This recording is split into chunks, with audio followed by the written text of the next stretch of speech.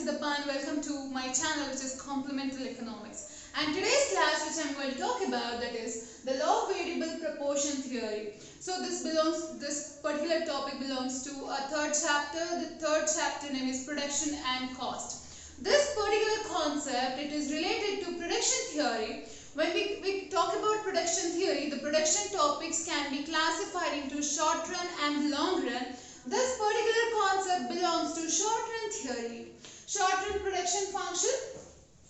And one more name of this particular theory is the law of diminishing marginal production. So that means the marginal production, ultimately it is going to diminish. That is the reason why we have a name of the law of diminishing marginal product.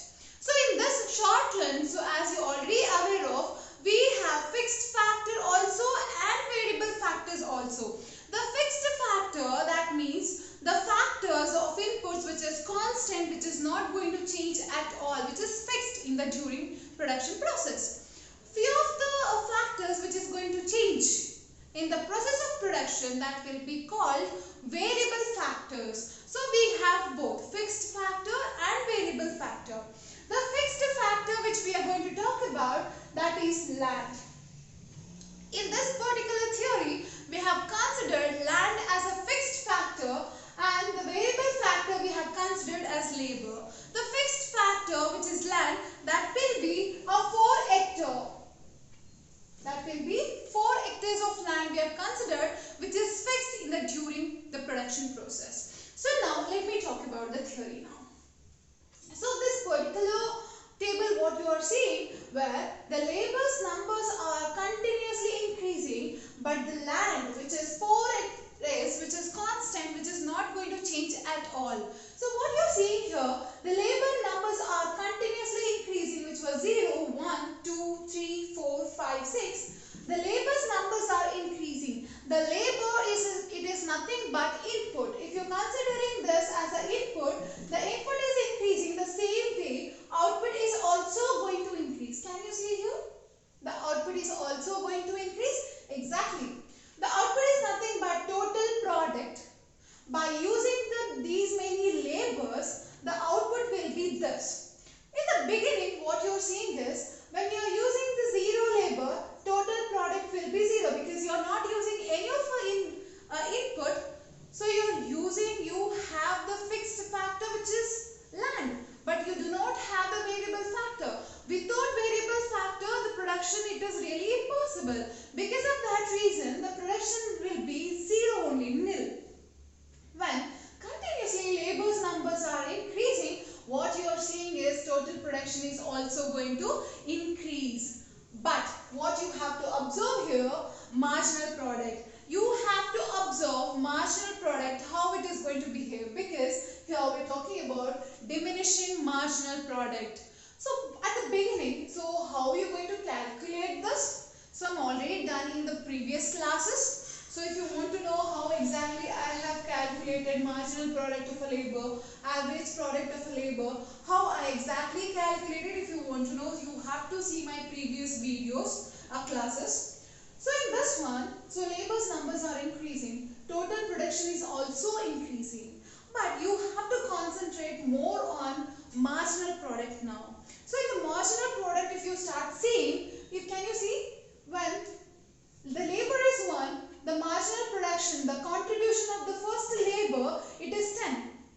The agricultural land what we are using, that is a 4 hectares of land. In the 4 hectares of land, only one person is working. It is not enough. We need more number of people to work in that particular agricultural land. So we started employing more and more labors now. Can you see now? It was 1. It was not at all sufficient for the 4 hectares of agricultural land.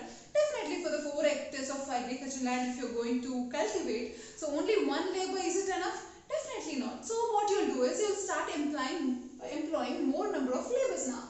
So you employ 2, employ 3. The 3 people to work in a 4 hectares of agricultural land, which is fixed factor, it is more than enough. It's more than sufficient. But what is happening here, what you are seeing is, the labor's numbers, when it reached 4 units, till this time marginal production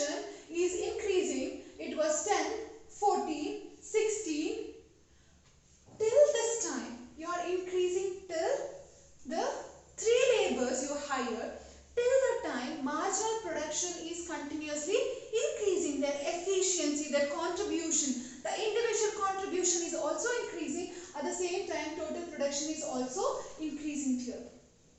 So after one point of time, when you started hiring the fourth person, the fourth labor, when you started hiring, so what you are seeing is the fourth worker who you really hired, who started working in the 4 hectares of agricultural land in the farm, so it started crowded. It started getting crowded now, because to work in that particular agricultural land, 3 people were more than enough. Their contribution is more than enough to it. But what we started doing is, without stopping it, we are not increasing the agricultural land simultaneously. Agricultural land is fixed one. In that, the labor's numbers are continuously started increasing. So 3 people were more than enough. But what we did is, we started increasing more number, fourth. When we started increasing to a fourth labor, it started getting crowded. Because of that, their efficiency, their contribution in the production from the fourth labor, it started declining. The fourth labor started contributing only 10, because he do not have much to work in that agricultural land. Because already 3 people who are fully employed, the fourth one added, he do not have much things to work in agricultural land. Because of that, his contribution to the agricultural land, it started declining. And you see, the fourth labor contribution, it is only 4 units. And the fifth labor, when we hired, as I said, it started getting already crowded. It's overcrowded now. So his contribution is only 6 units of production, which is marginal production. When you hired the 6th labor in the fixed factor of a land, again it is overcrowded like anything. Because of that, he do not have much things to work, because it's already crowded. 3 people are more than enough. In that also we have hired 4th one, 5th one and the 6th one. They do not have anything to work in the agriculture land. So because of that, his contribution came to a 1 now, 1 unit of a contribution. So if you want to see marginal product to increase with the labor, even land hectares should be increased. Instead of 4 hectares, when we hired 4th and the 5th labor, if we increase 1 hectare also, at least 4 to 5 hectares of agricultural land, definitely marginal product would have increased. But what we are doing, land and labor, they both are not perfect substitutes. If you do not have a labor, you cannot use only land for it. If you do not have the land, you cannot hire more of laborers. They are not the substitutes. Instead of black pen, I can use the blue pen. It's the same. The efficiency will be coming the same. But if you do not have the land, you are using labor for it. If you do not have the labor, if you are using land for it, they are not the perfect substitutes. Because of that, the marginal production will start diminishing. That is what the theory is trying to say. In the beginning, when you are employing a minimum people is more than enough. Till the 3 people you are hiring, the production is coming really very good. If you are hiring more and more in the fixed factor, so definitely without increasing the fixed factor, so you have to increase the hectares also. So then automatically the marginal production is also going to increase. So in simple way, at the ending, the efficiency is going to decrease of each extra additional labor after 5th to 6th units, and MP will start falling. This is what theory is trying to say. So whenever you have any factors, both should simultaneously increase after one point of time, certain point of time. Till this point, everything is fine. After this, if you are increasing continuously labor, with that you have to definitely increase the land also, the hectares of land also. So if you are coming with the last one, diagrammatic part, so whatever data we have, on the basis of that we have constructed the TP, AP and the MP. So TP, you can see continuously it is increasing. So this is the TP curve which is increasing. So and this is the curve of a MP curve. MP curve continuously increasing till here. After this it started declining to 10, 6 and 1. You can see that marginal product is continuously increasing. After this, that marginal MP started declining to 1. And AP, you can see here, it is continuously increasing. After one point of time, it will be more than a MP. Can you see here it is 6? It is 11.2. From the below it cut at the AP and it started increasing. So this will be the chart diagrammatic presentation. What I have explained here, the same explanation for the table also.